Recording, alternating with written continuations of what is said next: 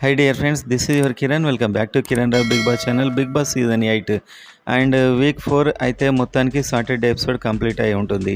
So ఈ Saturday episode అయితే చాలా హైలైట్ అని చెప్పుకోవచ్చు. కొన్ని అయితే ఫ్రాంక్గా మాట్లాడారు నాకు సార్ అయితే, అండ్ కాస్త రీజనబుల్ కూడా ఉన్నాయి ఇవాళ.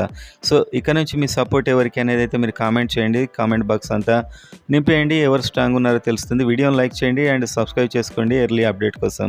సో ఈసారి నామినేషన్లో ఉన్న వాళ్ళలో ఎలిమినేట్ ఎవరు అవుతారని ఫస్ట్ నుంచి అయితే ఉత్కంఠ ఉంది. ఆల్మోస్ట్ అందరూ సోనియా అని చెప్పి కామెంట్ సెక్షన్స్ అంతా నింపేశారు. సో మొత్తానికి ఈ ఎలిమినేషన్లో కూడా ఒక చిన్న ట్విస్ట్ అయితే ఉంది. సో ఎవరైతే నాగమణికంఠ ఉన్నాడో అతనికి ఎక్కువ జీరోస్ రావడం వల్ల డైరెక్ట్ ఇతన్ని డేంజర్ జోన్లో వేశారు.